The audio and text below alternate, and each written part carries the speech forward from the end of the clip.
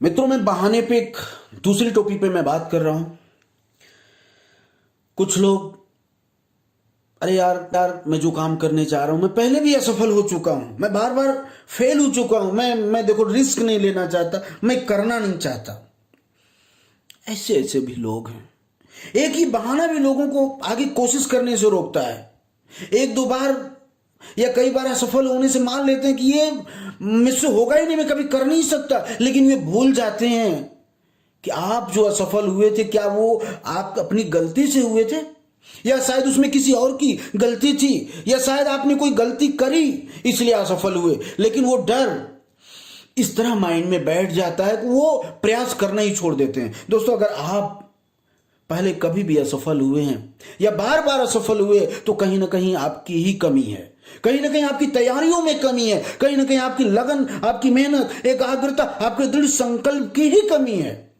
इसलिए सकारात्मक होकर अपनी कमियों को पता लगाएं और उन वजहों को पता लगाएं, उन चीजों को पता लगाएं जिनके कारण आप बार बार असफल हो रहे हैं। फिर उन कमियों को, उन वजहों को दूर कर दो। एक बार फिर सकारात्मक होकर पूरी मेहनत, पूरी लगन, पूरी दृढ़ निश्चय के साथ दोबारा कोशिश करें, और तब तक करें जब तक कि सफलता आपकी ना हो जाए। मित्रों, बहुत सारे एग्जाम्पल से मैं बहुत सारे एग्जाम्पल आपको दे सकता हूं। आप देख सकते हैं, अब्राहम लिंकन 15 बार चुनाव हारे थे। 15 बार चुनाव हारने के बाद भी उन्होंने हिम्मत नहीं हारी। लोग हंसे, लोगों ने गालियां दी, क्या क्या नहीं बोला उन्होंने। बोला इंसान पागल हो गया है, इस सपने दिन में तारे देख रहा है राष्ट्रपति बनने का।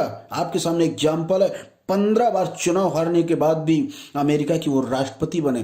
थॉमस अल्वा एडिसन को देख लीजिए, उनकी पूरी इंडस्ट्री जल गई, लोग रो रहे थे, लेकिन उन्होंने कहा, हंसते हुए, मुस्कुराते, उनके चेहरे पे मुस्कान थी। लोग मायूस थे, लोग बोल रहे थे कि इतनी बड़ी इंडस्ट्री जल गई, सालों 10 सालों का, 15 सालों का मेहनत पूरा फेल हो गया और आप मुस्कुरा रहे हो। उन्होंने बहुत प्यार से मुस्कुराते हुए एक वर्ड बोला कि मेरे 10 साल की गलतियां खत्म हो गई, जल करके राख हो गई, हम एक नई शुरुआत करते हैं और अब की बार सफल होने से कोई रोक नहीं सकता। आपको पता होना चाहिए, एडिसन ने 999 बार फेल होने के बाद बिजली के बल्ब का आविष्कार किया था, जिसका आज हम लोग उपयोग करते हैं। मित्रों, सदी के महानायक की बात करें, अगर अमिताभ बच्चन की बात करते हैं, आप उनके कैरियर को देख लीजिए, 17 बार फ्लॉप हुए थे। पता है, उनकी खुद की कंपनी फ्लॉप हो चुकी थी, लेकिन क्या वो स्टार नहीं है? सुपर स्टार, जो भी बोल सकते हो, महानायक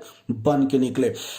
तो मैं कहना चाह रहा हूं ना कि बहुत बहाने, जो भी बहाना बनाना चाहो ना, तो बहाना बनाने वालों की कमी नहीं है। मित्रों, मैं एक चीज कहना चाहूंगा, बहाना बनाना छोड़ दो।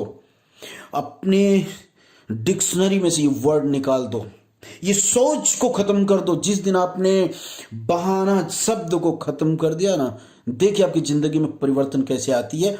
बहुत सारी बातें हैं मित्रों, बहुत सारे वर्ड्स हैं जो लोग यूज करते हैं।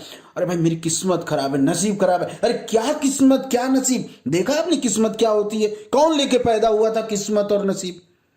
कौन पैदा हुआ था? कोई बताया मुझे कि नहीं ये नसीब लेके पैदा हुआ, ये किस्मत लेके पैदा हुआ है?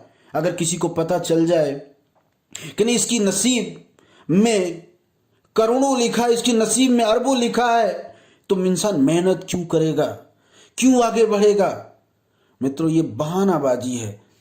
नसीब शब्द को डिलीट कर दीजिए, क्योंकि इसी में आपकी भलाई है और इसी में आप आगे बढ़ेंगे। मित्रों, ये बड़ा ही पॉपुलर बहाना है और अक्सर ये शब्द लोग यूज करते हैं। तो मैं आपको बता दूं कि जब लोग किसी काम में फेल हो जाते हैं ना, या वो जो चाहते वो नहीं मिल पाता है, तो वो अक्सर अपनी किस्मत को दोष देते हैं।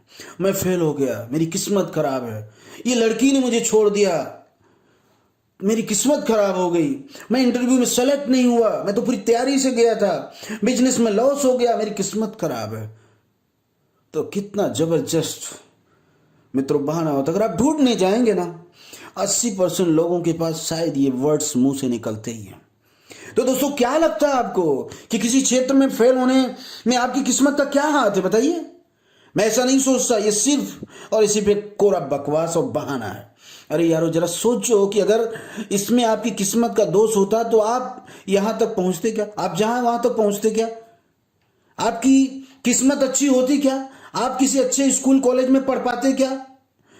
कोई आपकी जिंदगी में कोई अच्छा लड़की लड़का आता क्या? हाँ? नहीं। आप बिजनेस करने के बारे में सोच ही नहीं पाते। बहुत ऐसे लोग हैं जो फुटपाथ पर झुग्गी झोपड़ी और जंगलों में बिना कुछ किए बिना कुछ देखे अपनी जिंदगी गुजार देते हैं। आप उनसे बेहतर हैं मित्रों। तो दोस्तों, किस्मत का बहाना बनाना बंद कीजिए। ये पूरी तैयारी, पूरी मेहनत, पूरी दृढ़ संकल्प के साथ सपनों को हकीकत में बदलने के लिए जुट जाइए। अपनी किस्मत को दोष देकर अपनी किस्मत को खुद गिराओ मत। अपनी किस्मत को खुद बनाओ, अपनी किस्मत को खुद लिखो। देखो आपकी जिंदगी में कितना बड़ा परिवर्तन आप देखिए। अगर मैं परेशानियों की बात करूं तो वैसे से लोगों के पास दिक्कतें, समस्याएं अगर शायद वो बोलते तो मैं कह सकता था, लेकिन आप अगर उनसे बेटर हैं तो आपके मुंह से ये वर्ड्स खत्म हो जाने चाहिए, बहाना शब्द खत्म हो जाना चाहिए। जिम्मेदारी लीजिए। दुनिया के अगर महान वैज्ञानिक न्यूटन की बात करूं, जन्म से 3 महीना पहले उनके पिता की मृत्यु हो गई और जब वो 3 वर्ष के थे उनकी मां ने दूसरी शादी कर ली। न्यूटन को उनकी नानी के पास छोड़ दिया गया, ननिहाल में छोड़ दिया गया। 15 अवस्था में जब न्यूटन का एज थी 15 साल की, तो सौतेले पिता की भी मृत्यु हो गई। 19 वर्ष की अवस्था में न्यूटन को एक लड़की से प्यार हो गया और उन्होंने शादी कर ली, लेकिन बहुत ही जल्दी एक ऐसी समस्या हुई कि वो लड़की उन्हें छोड़ करके चली गई। फिर पता है, उन्होंने जिंदगी में एक लक्ष्य बनाया, समस्या से मुझे आगे निकलना है।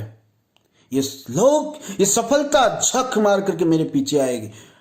आप समझ सकते हैं कितनी, जन्म से लेकर के उनकी यंग लाइफ तक कितनी समस्याएं।